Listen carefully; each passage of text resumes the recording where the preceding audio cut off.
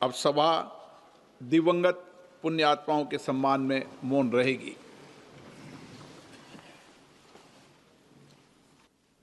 ओम शांति। प्रश्नकाल question number 221-221। मैंने प्रयास किया सदन को चलाने का, माननीय सदस्यों का समय होता है, लेकिन आप को कई बार आग्रह करने के बाद भी आप संसद की गरिमा और मर्यादा को गिरा रहे हैं।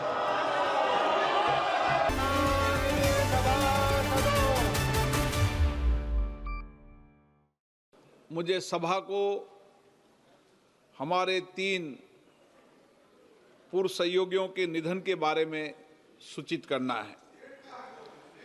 श्री शिबू सोरेन झारखंड के दुमका संसदीय निर्वाचन क्षेत्र से 7वीं, 9वीं, 10वीं, 11वीं और 13वीं, 14वीं, 15वीं और 16वीं लोकसभा के सदस्य थे। उन्होंने केंद्रीय कोयला मंत्री तथा विभिन्न संसदीय समिति के सदस्य के रूप में अपनी सेवाएं प्रदान की थी। वे राज्यसभा के वर्तमान सदस्य थे। इससे पहले 2 बार राज्यसभा के सदस्य भी रह चुके थे। श्री सोरेन 3 बार झारखंड राज्य के मुख्यमंत्री पद का दायित्व भी संभाला था। श्री सोरेन ने सामाजिक न्याय और जनजाति समुदाय के विकास एवं कल्याण के लिए आजीवन संघर्ष किया। झारखंड राज्य के गठन में उनकी उल्लेखनीय भूमिका हमेशा याद किया जाएगा। श्री शिबू सोरेन का निधन 81 वर्ष की आयु में 4 अगस्त 2025 को नई दिल्ली में हुआ। श्री तिलकधारी प्रसाद सिंह झारखंड के कोडरमा संसदीय निर्वाचन क्षेत्र से 8वीं और 13वीं लोकसभा के सदस्य थे।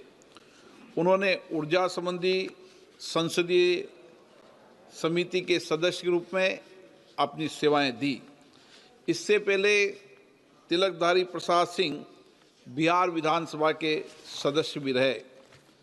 श्री तिलकधारी प्रसाद सिंह का निधन 87 वर्ष की आयु में 21 अप्रैल 2025 को झारखंड के गिरिडीह में हुआ। श्री राम रति बिंद उत्तर प्रदेश के मिर्जापुर संसदीय निर्वाचन क्षेत्र से 13वीं लोकसभा के सदस्य थे। इसके पहले वे 2 बार उत्तर प्रदेश विधानसभा के सदस्य भी रहे। उन्होंने उत्तर प्रदेश सरकार के मंत्री के रूप में भी अपनी सेवाएं दी। श्री राम रति बिंद का निधन 83 वर्ष की आयु में 15 जून 2025 को वाराणसी उत्तर प्रदेश में हुआ। हम अपने पूर्व सहयोगियों के निधन पर गहरा शोक व्यक्त करते हैं और शोक संतप्त परिवारों के प्रति अपनी संवेदना व्यक्त करते हैं।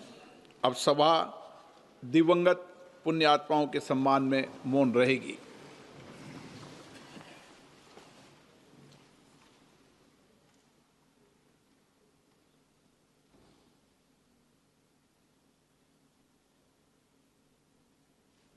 ओम शांति। प्रश्नकाल क्वेश्चन नंबर 221-221। आप सदन नहीं चलाना चाहते हैं, सदन को नियोजित तरीके से, योजनाबद्ध तरीके से आप बाधित करना चाहते हैं।